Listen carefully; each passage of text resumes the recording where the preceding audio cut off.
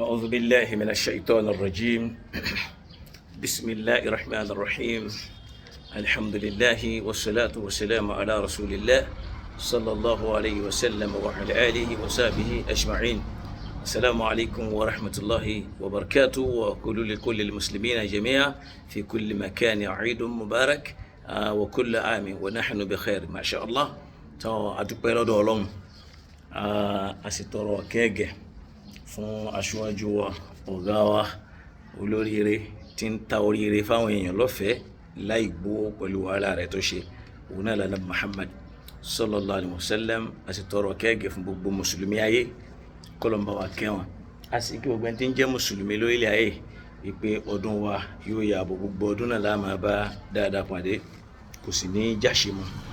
Àmọ́ kíní kan yà mí lẹ́nu nínú ọ̀rọ̀ àwa tí Ọlọ́run kádàrá ká máa ṣiṣẹ́ ẹ̀sìn tàbí ká máa ṣe dáwà. Kí ló dé tó já sí pé ní tí wọ́n ń pè ní àbòsí ó bà ìgbésí ayé ọ̀pọ̀lọpọ̀ jẹ́, pàápàá láwọn tí wọ́n gbà yí pé súnà ni àwọn ń tẹ̀lé, kódà àtẹni tí ò nígbàgbọ́ nínú súnà. Ó yẹ ká máa béèrè lọ́dọ̀ ara wa yí pé ṣé ìsìláàmù tá ń polówó fáwọn èèyàn àti èyí tí àwọn bàbá wa polówó fáwọn èèyàn, ṣóun náà ní ìsìláàmù tá ń ṣe yìí àbí ìsìláàmù mi? Ìsìláàmù Man U àti Chelsea ṣóun là ń ṣe àbí ìsìláàmù mi? Ó yẹ kí eléyìí máa jẹ́ nǹkan tí ó máa gbọgbẹ́ láàrin gbogbo ẹni tí ń jẹ́ mùsùlùmí, pàápàá tí ń jẹ́sìn. Kí ló bí tí mo fi ń wo eléyìí ni wípé a gbọ́ tàwọn tí wọ́n jálá ìmọ̀kan, tí wọ́n ń fi ìsìláàmù bojú, tí wọ́n máa rò páwọn tán wọn náà máa páwọn sọ̀rọ̀ Ọlọ́run, tó jẹ́ pé blọ́gà ni wọ́n, ẹ̀rí wọn tí wọ́n ó gbé pásítọ̀ lórí àfa gbàmígbàmí látara owó, tó jẹ́ pé tí wọ́n fẹ́ jẹ tí wọ́n fẹ́ mu náà ni. Kán sì ra mọ́tò kó máa dàbí ìgbà tẹ́nìkan ò ra mọ́tò rí nínú ìran wọn, kán wá gbé sórí social media. Ọlọ́run tún ṣoore èmí fún wa lórí tó já sí pé nǹkan kékeré ni lẹ́gbẹ̀ẹ́ tẹlòmíì tí ò gbé tiẹ̀ síta kó máa jẹ́ orí ṣó. Gbogbo orú àwọn eléyìí náà tí wọ́n tó àfa jẹ́, àwọn náà ń pera wọn láàfà. Èyí ń wò tiẹ̀ ní jẹ́ bànújẹ́ bíi tàwọn tí wọ́n jẹ́ àfa tí jáfa àwọn rìn ilẹ̀, àmọ́ nítorí owó tá a fẹ́ gbà lọ́dọ̀ àwọn kan ní yánlẹ̀ lárúbáwá àbí nbomi tí ò ní jẹ́ ká sòtọ́ ọ̀rọ̀. Náà mo lérò pé àwọn èèyàn bọ́ta wọn wá sọ síláàmù jíjẹ mímu. Ẹlòmíì ń gbà tó ṣù tún lé tán, ó tún béèrè pé ẹ gbọ́ ṣóṣù àná lílé yìí àbóṣù jẹta. Wallahi àìmọ̀kan tó lágbára téèyàn fẹ́ lè sọ pé kò lẹ́gbẹ́ láwùjọ ẹ̀sìn lèyàn gbọ́dọ̀ rẹ́ nìkan tó jó ní mímọ̀ tí ó máa sọrú ẹ̀, torí pé nìyẹn gan nínú kó jásí pé ó gbàgbé nǹkan tó ké, àbí kó jásí pé àwọn àáfàá tó kẹ́kọ̀ọ́ lọ́dọ̀ wọn, àwọn àáfàá yẹn gan ò tẹ̀ wọ́n, tàbí kó jásí pé wọ́n tẹ̀wọ̀n, òun náà dúró lé kéwú dáadáa tó jásí pé ayé ló fẹ́ lé. Ẹ sì rẹni tí ó bá lé ayé, ẹ máa rápẹrẹ yẹn lórí social media nínú ìṣẹ̀mí wa. Ní ó máa jásí mọ̀ pé agbàgbé nǹkan tá a ké, àwa ń tẹ̀lé ayé. Ẹ máa lóríṣiríṣi post lọ́dọ̀ àwọn tọ́lọ́hun ò ní kọ́rọ̀ yé àtàwọn tó yé díẹ̀, tó yẹ pé wọ́n fẹ́ máa dojú òtítọ́ bolẹ̀. Ẹ máa rí inú ọgbà eléyìí, ẹ máa kẹfín ojú méjì, kò ní jẹ̀mí káfìrí, kò ní jẹ̀mí mùsùlùmí, kọ́lọ́ láwọn bẹ́ẹ̀. Báwo ni ìfẹsẹ̀rinlẹ̀ tá ń pè ní ìsìbátú hilal Ramadan birru'ya, ìfẹsẹ̀rinlẹ̀ oṣù gbígbààwẹ̀, ó ń láti wáyé pẹ̀lú rírí oṣù. Bẹ́ẹ̀ náà ni ìfẹsẹ̀rinlẹ̀ jíjáde kúrò nínú Ramadan yẹn náà tá a fi mójú Ṣàwálì yẹn, ó ń láti nífẹsẹ̀rinlẹ̀ pẹ̀lú rírí àwẹ̀, pẹ̀lú rírí oṣù. Kò sí ní tó kàn ní Muhammad àbí Islam pé oṣù ọjọ́ wo leléyìí, níjọ́ wo náà bí, níjọ́ wo ló dàgbà. Ẹni tí làákàyè ẹ bá ti kú ni ó máa béèrè irú ẹ̀. Bí babaláwo bá béèrè irú ẹ̀ kò ní láì fi, á ti mọ̀ pé kò máa ń pa rẹ̀. Ká wá bá irú ẹ̀ lọ́dọ̀ àfa, á ti mọ̀ pé irú àfa yẹn kì í ṣe àfa. Àwọn tí wọ́n bá kọ́ ọmọ sí irú ọ̀dọ̀ àfa ni ó yẹ kán lọ kó àwọn ọmọ yẹn kú, kán wá bòmíì lọ fi wọ́n sí tí wọ́n lè ti lẹ́kọ̀ọ́. Wọn ó ti mọ̀ pé ní àfi sọ́dọ̀ wọn yìí eléyìí òun tẹ́tẹ́, ó kàn gámbù pọ̀ lọ́rọ̀ ẹ̀sìn ni. Náà báwo ni Islam ṣe wá sọ káfẹsẹ̀ ìwọnú àwẹ̀ ìjáde nìrinlẹ̀? A rí pé tá a bá lọ ka nínú àwọn kútùb, pàápàá nínú àwọn kútùbù sunan tá a mọ̀ sí àwọn ìwé ahadith tàbáwọn ìwé míì tí ń jẹ́ ti fíkì wà rí pé inda jama'i ahlil ilmi lọ́dọ̀ gbogbo onímọ̀ láyé ni wọ́n gbà wípé ìsìbátò hilal Ramadan birru'ya pé a gbọ́dọ̀ fẹsẹ̀ rẹ̀ rinlẹ̀ pẹ̀lú rírí ìlétésù aynan bí aynin nínú kó jẹ́ pẹ̀lú ojú wa imma bí alatin tàbí kó jẹ́ pẹ̀lú irinṣẹ́ kan tó lè ràn wá lọ́wọ́ bá a ti máa lògò tá a lè lògò ojú ọ̀run náà láti máa fi wò. Ànábì Muhammad sallallahu ta'ala alayhi wa sallam ó wájú yé wa nínú hadithu rẹ̀ tá a lè rádìsù yìí kà nínú Sahihu Muslim tá a lè kà nínú hadith 1081 bákan náà a lè kà nínú Sunan Nasa'i tá a lè kà nínú hadith 2124 tádìsì yẹn ń sọ fún wa yìí pé sumu li ru'yatihi wa afturu li ru'yatihi. bẹ́ẹ̀ náà ló jẹ́ pé ní fa in gumma alaykum faqmilu al-iddata 30. ẹ máa gbọ́ sumu li ru'yatihi ẹ gba àwẹ̀ pẹ̀lú májẹ̀mú pé ẹ rí oṣù ni li ru'yatihi pẹ̀lú rírí rẹ̀ wa afturu li ru'yatihi kẹ́ ẹ sì túnu pẹ̀lú rírí ẹ̀. ìyẹn túmọ̀ sí pé tẹ́ ẹ bá róṣù ẹ lè bẹ̀rẹ̀ àwẹ̀ bẹ́ẹ̀ sì róṣù ẹ lè fi túnu. Ànábì sallallahu wa parí ẹ̀ pé fa in gumma alaykum tó bá wá fara pamọ́ ìyẹn túmọ̀ sí pé bóyá rùkúrùkú ojú sánmà bò ó mẹ́lẹ̀ pé ẹ rí ṣára tí ṣáà ní wípé ẹ gbọ́dọ̀ rí ló ń bí pé fakmilu al-iddata 30 ẹ ka òǹkà ṣàbánù kó pé 30 kẹ́ ẹ tó bẹ̀rẹ̀ rọmọdọ́nù bẹ́ẹ̀ náà kẹ́ ẹ tó wọnú ṣàwálì tírú ẹ̀ náà bá ṣẹlẹ̀ ẹ̀ láti ka òǹkà rọmọdọ́nù kóun náà ṣe kíni kó pé 30. níjọ́ tí ó rí bẹ́ẹ̀ lọ́dọ̀ Ànábì kò sí pé ṣóṣù àná lélẹ̀ ṣóṣù jẹta torí pé bọ́lọ̀ ti gbé nǹkan ẹ̀ kalẹ̀ nìyẹn ìtọ́lọ́mù bá sì gbé nǹkan kalẹ̀ tẹ́nìkan wá ń fa ìmọ̀ kan yẹ lọ́wọ́ wò irú ẹni bẹ́ẹ̀ tó bá yẹ pé ibi tí wọ́n ti máa gba sátífíkẹ́ẹ̀tì àáfà lọ́dọ̀ èèyàn ni wọ́n lè gbà. àmọ́ kò lè jẹ́ bànújẹ́ tí wọ́n bá tiẹ̀ gba sátífíkẹ́ẹ̀tì lọ́wọ́ ẹlòmíì ṣé ọpọ́n ọ̀là tí wọ́n gbé lẹ́lòmíì lọ́wọ́ la fẹ́ gbà lọ́pọ́n ọ̀là tí ò ṣe é wọbì kan lọ kọ́yàn kí wà bí nǹkan kan kọ́lọ́n kó ṣíjú àná wa hadith eléyìí lọ bẹ́ẹ̀ àtúnwárá hadith mi tóun tún wá clear ti rọmọdọ́ọ̀nù yẹn torí ẹlòmíì lè máa sọ pé ṣèbí ti ṣàbánù ni wọ́n ní káka pé kò gbé ọgbọ̀n pé kò kọlu ti rọmọdọ́ọ̀nù àtúnwárá hadith mi tánàbí sàlám tó sọ fún wa tá a bá lọ ka Sahihu Ibn Hibban àárí mbẹ tóun náà sọ pé sumu li ru'yatihi wa afturu li ru'yatihi fa in gumma alaykum fasumu 30. ṣerúbẹ́ nísìn fasumu 30 yaani fasumu Ramadana 30. làdísù eléyìí lòun gbé wá òun sọ fún wa pé sumu li ru'yatihi ẹgbààwẹ̀ pẹ̀lú rírí ìlétésù kẹ́ẹ̀sì túnú pẹ̀lú rírí ìlétésù eléyìí wá ní fa in gumma alaykum tó bá wá fara pamọ́ tẹ́ róṣù yẹn tí ò ṣe é rí pẹ̀lú ojú àbí pẹ̀lú irinṣẹ́ fasumu Ramadana 30 ẹgbà Ramadan ẹ jẹ́ kéyìn nì kó pé 30. tí yẹn bá lọ wo Sahihu Ibn Hibban ẹ bá nínú báàbù dhikr bayani بأن رؤية هلال شوال إذا غم على الناس كان عليهم الإتمام. àdìsù eléyìí ń jẹ́ kó yé wa nínú ẹ̀kọ́ ojúpọ̀nà ìránnilétí rírí oṣù ìlétésù Shawwal nígbà tó bá fara pamọ́ táwọn èèyàn ò lè rí كان عليهم الإتمام pé wọ́n gbọ́dọ̀ gba oṣù yẹn parí kó pé 30. ìkànnì ni wọ́n fi láàbù nínú gbólóhùn mi ó ní fa'akmilu iddata Sha'bana 30 yawman ẹ̀ka Sha'bana kó pé 30 nínú Sahih al-Bukhari nínú hadith 1909. èyí tó jẹ́ hadith nínú Sahih Ibn Hibban yẹn òun sọ fún wa pé fa in gumma alaykum faqmilu Ramadana 30 ẹgbà oṣù Ramadana ní ẹjọ́ pé 30. ẹ̀ta sì fẹ́ gba oṣù lọ́dọ̀ rẹ̀ ó gbọ́dọ̀ jẹ́ ni tí kì í ṣe ni tí máa tán ni tá a máa ṣe iyèméjì lé lórí. alihamudulilá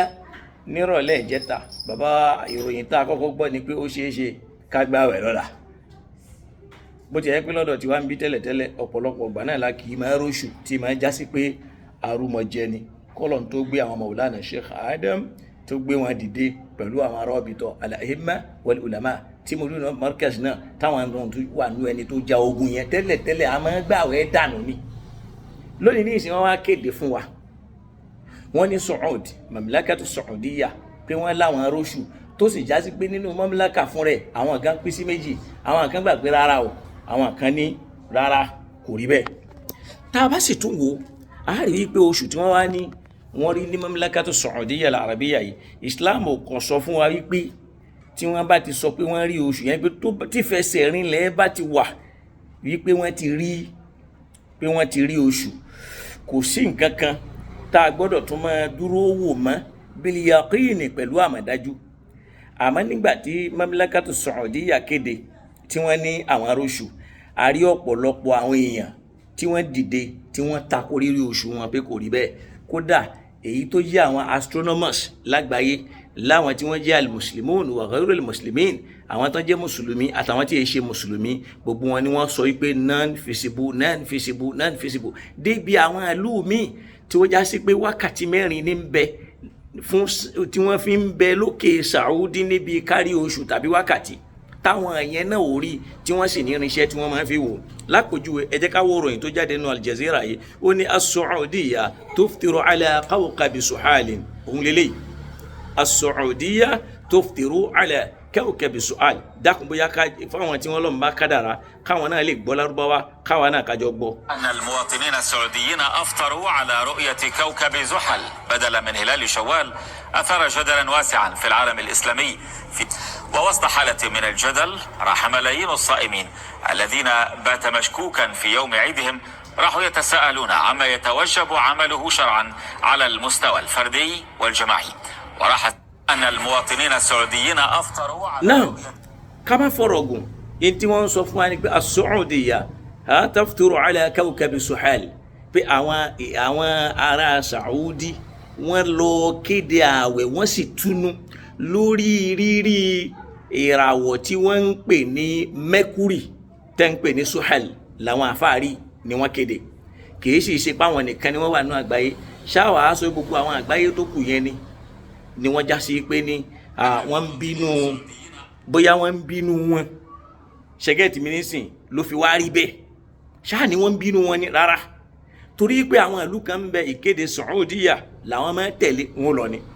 lálẹ́ ọjọ́ tí Saudi ń kéde gbóhùn oróṣì làwọn ìlú 15 àwọn 15 ni wọ́n ti ń tako rírí oṣù wọn yí pé kò sí tó jọ bẹ́ẹ̀, táwọn 11 tí wọ́n sì jọ lọ báwọn oṣù ọdún. léyìí tó ń túmọ̀ sí pé aglabiya ní àgbáyé lónìí àwọn tí wọ́n kírun ní ọjọ́ tí Saudi ló ń rí oṣù ni wọ́n kéré sáwọn tí wọ́n padà kírun lẹ́yìn ẹ̀. àmọ́ ń gbòjá sí pé Saudiya náà ló lórúkọ jù lágbàáyé tá a bá ń sọ̀rọ̀ ẹ̀sìn Ọlọ́run kádàrá kó bò wọ́n mẹ́lẹ̀. tá a bá wòrú eléyìí kò sẹ́ni tí ó mọ̀ pé tá a bá ń sọ̀rọ̀ ìwà mọ̀náfìkì ara Lárúbáwá ló gbópọn sí jù pàápàá nílùú tí wọ́n ń pè ní mamlakatu as-Saudiya al-Arabiya. tálùkùránì náà dẹ̀ fẹsẹ̀ rinlẹ̀ bẹ́ẹ̀ wípé al-a'rabu ashaddu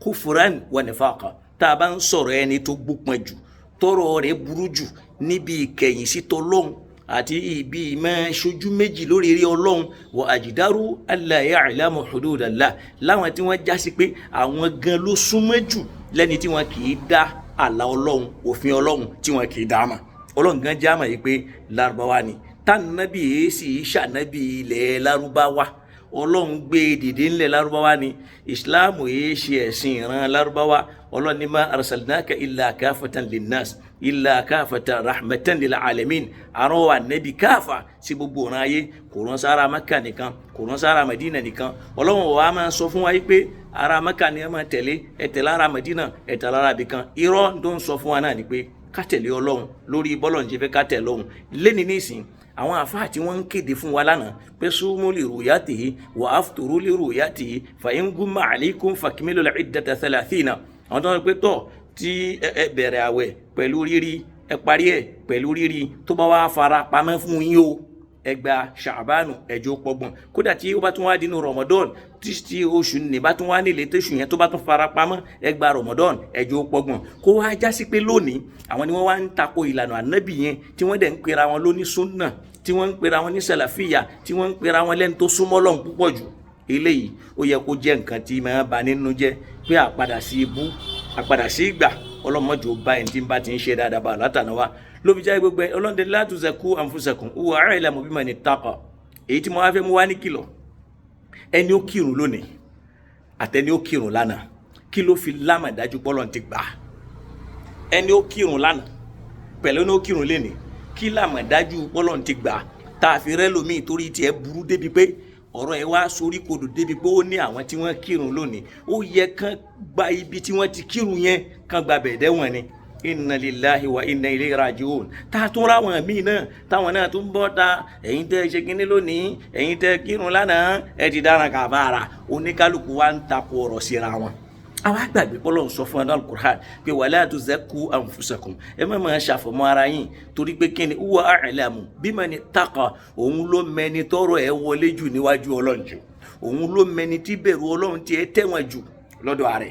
Ọlọ́run ọba kì wá nílọ àmọ́ àkì gbọ́ torí pé ṣàìtọ́n ó ti jọba nínú ẹ̀mí wa ó jọba nínú ọkàn wa ó jọba nínú ìṣẹ̀mí wa ó jọba nínú ayé wa ó tún wá jọba lórí ẹ̀sìn wa àwa ń ṣẹ̀sìn bí ìgbà táwọn káfìrí ń ṣẹ̀sìn à ń hùwà bí káfìrí ń hùwà ìwà wa èyí ṣèwà tí kèfèrí lè rí tí ó dùn mọ́ tí ó gbà sílám ìṣesí wa òòjọ́ lọ́dọ̀ àwọn tí wọ́n yìí ṣe mùsùlùmí kan ní ìsìláàmù ń àwọn ṣe ẹ̀wọ́ bá ti ń yẹ̀yẹ́ ara wa lórí social media lórí pé ẹnìkan sọ pé ọjọ́ báyìí lábàáwẹ̀ àìmọye àwọn fóònù tí ń bẹ lọ́dọ̀ wa tó sọ ọjọ́ àwẹ̀ kalẹ̀ ó wà lọ́dọ̀ àfa sunna ó wà lọ́dọ̀ àfa sàlàfíà ó wà lọ́dọ̀ àfa àmínà tó sì já sí pé tí nǹkan yẹn bá ti ṣe déédéé tá nàbí sàlàfíà mọ́ ní ìṣẹ́ àdàfà àṣọba gbogbo ẹni tó bá ṣe gbìyànjú lórí nǹkan kan nínú ọ̀rọ̀ ẹ̀sìn fa àṣọba tọ́lọ̀ ń wá ní kó bọ́ sójú ẹ̀ lahu ajrani yóò gba ẹ̀san pé ó ṣe gbìyànjú yóò tún gbẹ̀san pé ó bọ́ sójú ẹ̀ wa in akhta tó bá wá já sí pé ó ṣàṣìṣe tọ́lọ̀ wọn ni ó bọ́ sójú ẹ̀ lahu ajrun á san lẹ́san bó tiẹ̀ ṣe gbìyànjú yẹn ó wá já sí pé torí pé ẹnìkan ń ṣe gbìyànjú wallahi alazim èmi ò lè ṣe ẹ̀sìn nítorí ẹnìkan torí pé mi yéé so ẹ̀sìn mi kọ́ mọ̀yàn tí mudirul markaz Ọlọ́run jẹ́ kárí ẹ̀mí wọn pé tí wọ́n bá wí nǹkan kan tí nǹkan nì mo ti challenge ẹnìkan jọ kan ẹ mú ọ̀rọ̀ kan wá tí mudirul markaz sọ tí ò rí bẹ́ẹ̀ tí èé ṣe yìí tẹ́ ẹ fi tí ọ̀tẹ̀ gbọ́ tàbí yìí tẹ́ ẹ fi tí ọ̀tá gbọ́ tàbí yìí tẹ́ ẹ fi tí ibi etí ìkórira tẹ́ ẹ fi gbọ́ tọ́lọ́n dẹ̀ la yajrimannakum shana'anu qawm ẹ má jẹ́ oru yẹnu yín ẹ má jẹ́ ó dà yín láàmú ẹ má jẹ́ ó tì yín shana'anu qawm ìkórira pẹ́ tẹ́ ẹ níṣẹ́ nìkan ala alla ta'dilu tẹ́ ẹ fi ní lè ṣe déédéé pẹ̀lú ẹ wọ̀rọ̀ àdó bó ti tóbi tó bó ti lágbára tó torí pé àwọn ẹ̀dá wọ̀nyí kórìíra mudirul markaz ẹ wo bí wọ́n ti ń ṣe ẹ wo bí wọ́n ti ń hùwà wàlálí ọ̀rọ̀ àdó yìí gbogbo ayé gan ló fẹ́ mọ̀ pé kò sí ní tó bò ń bẹ̀ ẹni tó fẹ̀sùn kan ló lè ní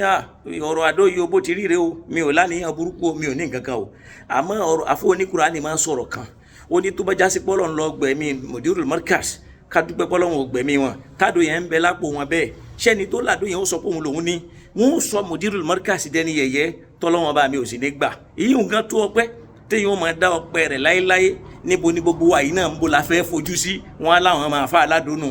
wọn ó wá gbé àdó kúrò lórí ẹ̀mí wọn wọn ó sọ àfa àtàwádà aládùn adúpẹ́ lọ́dọ̀ Ọlọ́run tọ́lọ́wọ́n òjò rí bẹ́ẹ̀ mudirul markaz Ọlọ́run jẹ́ ẹgúnlẹ́mi ẹ̀ lálàáfíà ẹnìkan tí kì í máa bẹ̀rù lawmata la'im ẹni tí ó bú òun lórí iṣẹ́ Ọlọ́run àwa náà jọ yín torí pé ẹ jọ bàbá yín àpadà sí ibú àpadà sí ìgbà tẹ́ẹ̀fì wá ṣe tí ó tẹ́ àwọn tí wọ́n fẹ́ràn yín lọ́rùn yìí Ọlọ́run ò ní jẹ́ ó ṣẹlẹ̀ sí yín torí pé níjọ́ tí wọ́n bá fẹ́ràn tẹ́ ń ṣe yìí ó túmọ̀ sí pé nǹkan yẹn kò rí bí ó ti yẹ kẹ́ ẹ ṣe mọ́nu wọn lè fẹ́ràn yín àwa náà ò sì ní bẹ lọ́hùn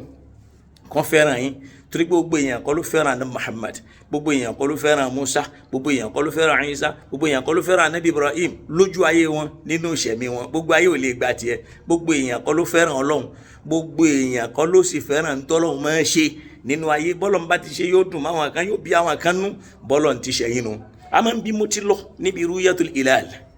mudirul markaz ẹ kú iṣẹ́ Ọlọ́run ò sì ní dójú tì yín kò dójú tì yín lánàá kò dójú tì yín lónìí kò tún ní dójú tì yín lọ́la kò ní dójú tì yín láéláé tóra àmẹ̀yìn pé kì í ṣe fẹ́ ẹnu lẹ fẹ́ ṣe ẹ̀ ń fẹ́ báwọn èèyàn ṣe fẹ́ dá Ọlọ́run mọ̀ tí wọ́n dá nàbí mọ̀ bí èèyàn bá wọnú ayé gan tó mọ̀ Mamlakatu Saudiya al-Arabiya àwọn náà pín sí méjì táwọn kan ò gbà gbogbo ayé ni ò gbà kọjá wípé kò sí Saudi Arabia gan ò sí nínú ẹni tí ó kéde oṣù tá a gbọ́dọ̀ gbàgbọ́ torí pé àìmọye oṣù ni wọ́n máa kéde bẹ́ẹ̀ tí wọ́n padà bẹ àwọn èèyàn lẹ́yìn pé ẹ má bínú agbàpá aṣàṣìṣe ẹ lọ san àwẹ̀ kan padà kí ló dé ẹni tó dá kan mọ́ gán mọ̀ pé òun ti jẹ́ gbèsè àwẹ̀ lánàá alhamdulilayi tó kù ní kọ́lọ́ ń gbà lọ́wọ́ wa ẹni tó kì í lánàá ṣó mọ̀ bọ́lọ́ ń gbà ẹni tó kì í lónìí ṣó mọ̀ bọ́lọ́ ń gbà ṣebí tó kàn náà ni pé Rabbana taqabbal minna innaka anta samiul alim anabi Ibrahim alayhi salam wa Ismail òun àti Ismail níjọ́ tí wọ́n kọ́ Káàbà tán torí pé tí wọ́n kọ́ wọ́n má ṣe Ọlọ́run ṣe tán wọ́n tún wọ́n ṣe fáàrí lórí ẹ̀ wọ́n ní Rabbana taqabbal minna innaka anta sami'ul alim ọlọ́run gbà lọ́wọ́ wa torí wọ́n lọ́ba tí máa gbọ́ ó máa ń tà ń sọ níjọ́ tà ń ṣe ó sì máa pàtí kọ́ ó wá kú takọ́ bùlù mùsùlùmí kì í wá ronú takọ́ bùlù mọ́ mùsùlùmí ó wá yọ gègé tíṣẹ́ ẹnìkejì rẹ̀ pé kò lọ eléyìí náà ó yọ tiẹ̀ ṣé kò lọ la ilaha illallah muhammad rasulullah sallallahu alayhi wa sallam tọ́lọ̀ ń sọ fún anabi pé wa ma alayka illa albalag ma ala rasul illa albalagul mubin níbi kan ó dìídì ìjà kó yé wọn pé lasta alayhim bi musaitir àrùn wa anabi kó máa ṣọ́ iṣẹ́ kó wá iṣẹ́ tara rẹ̀ ló yẹ kó mójútó kó máa ṣọ́ torí pé kíni inna ilayna iyabahum tó ráwọn ẹ̀dá yìí ọ̀dọ̀ èmi ọlọ́run ni wọ́n ń padà bá o summa inna alayna hisabahum èmi ọlọ́run alayna hisabahum èmi ni màá ṣèṣirò wọn o àmọ́ lónìí nísìn ara wọn tí wọ́n ń ṣèṣirò iṣẹ́ ara wọn tí wọ́n tún ń challenge ọlọ́run pé oṣù tó fi pamọ́ yìí ṣoṣù àná ni àbúṣù jẹ́ta la ilaha illallah tó sì já sí pé ngúnmọ̀ gbogbo ìran oṣù láyé mọ́kàndínlọ́gbọ̀n ni àmọ́ ṣáàràtì ni látọ̀dọ̀ ànẹ́bì tá a lágbàgbọ́ òun là ń tẹ̀lé ká lè lámàdájú pé awọnú Ramadan ajáde kó ń bẹ̀ ló fi sọ fún wa wípé sòmú lè rúyàtì ẹgbẹ́ àwẹ̀ pẹ̀lú rírì létẹ́sù wà áfùtòrú lè rúyàtì ẹtúnu pẹ̀lú rírì létẹ́sù fa ngumma alaykum tó bá wá jásí pé kádàrá ọlọ́run ó fi ìlétẹ́sù yẹn pamọ́ tẹ́ ẹ̀ láǹfààní ẹ̀ ti rí tẹ́ ẹ̀ sì máa pé 29 yẹn ti pé o fakimilu la iddata 30 Sha'ban ẹ jẹ́ kóṣù Sha'ban yẹn ẹ kà ẹjọ́ pọ́gbọ̀n kẹ́ ẹ tó bẹ̀rẹ̀ Ramadan ṣé èyí tó pé ọgbọ̀n yẹn ṣé tí ó bá yọ ṣé kò tí ní dàgbà bí ẹnìkan aláìmọ̀kan tí máa ṣe ẹ dákun ọ̀rọ̀ ìbéèrè ni o ṣóṣù àná rè o ní làákàyè o mọ̀ ń pa ọlọ́run o mọ̀ ń pa súnà ìwọ náà dẹ̀ ń kọ́ mọ̀ ń kéwú ó jẹ́ lọ́ máa blog kó o máa blọ́ọ̀gì dáadáa kó o join àwọn ẹ̀yẹ sábọ́ọ̀dù kí ìwọ náà lọ join association wọn torí pé kírísílámù lẹni tí ń sọ̀rọ̀ yìí o Muslim, Islam and Christian ní papọ̀ tí ó máa lóun ń ṣe unity tó sì jẹ́ pé unity àti jẹ́ àti mu irú wọn nù ni. bákan náà èyí tó tún wá kéjì ni pé súnmù li ru'yatihi wa afturu li ru'yatihi ẹ gba àwẹ̀ pẹ̀lú rírì létẹ́sù ẹ túnu pẹ̀lú rírì létẹ́sù ó ní fa ngumma alaykum tọ́lọ̀ ń bá wa kádàrá kóṣù yẹn fara pamọ́ tí ò ṣe é fojú rí tẹ́ẹ̀lé fìrìṣẹ́ rí wọn ṣàfihàn iṣẹ́ rúṣù lójú ayé ànábì bó tiẹ̀ jásí pé ó wọlé nínú rádà ọlọ́run ó ní fakmilu Ramadan 30 ẹ jẹ́ kí Ramadan yẹn kó pé 30 láti fi jáde kó mbẹ kẹ́nìkan tí ò ní làákàyè ẹni tí ò kéwú yanjú tí kéwú ò ní túmọ̀ kọjá pé yóò kàn máa wo rẹ̀ inú abúlé tí ń gbé yẹn náà ló ti rí rẹ̀ sí bàbàrà abúlé ní wàá máa ṣe làìlàyé ń bẹ̀. ètò ọlọ́run ni ètò ànábì ni kẹ́nìkan wá bọ́ ta ń jẹ́ kẹta ẹ wo oṣù yẹn jọ ìbéèrè ní o ṣé ó jojú àná àbóṣù jẹta ó máa ń tó ń ṣe ọlọ́run foríjì wa o àtúbà o ibi abájọ kù sí ọlọ́run dákun ṣàforíjì fún wa kó o mójú kúrò ẹni ó kírun lánàá ẹni ó kírun lónìí nasalullah subhanahu wa ta'ala an yataqabbala minna wa yaj'alha fi mihsanil hasanati ibunta ṣe yẹn ọlọ́run dákun gbà lọ́dọ̀ wa kò wá bá wa yaj'aluhu aw wa yaj'aluha tó bá ti pọ̀ bó sì jẹ́ yọkan ní bá wa fi sínú òṣùwọ̀n iṣẹ́ rẹ̀ fún wa bí akil ayyil qayyumi wala hawla wala quwwata illa billahi al-aliyyil azim mo ìtún sọ pé eidun mubarakun li kullil muslimina kullu amin nahnu wa antum bi khairin wassalamu alaykum wa rahmatullahi ta'ala wa barakatuhu.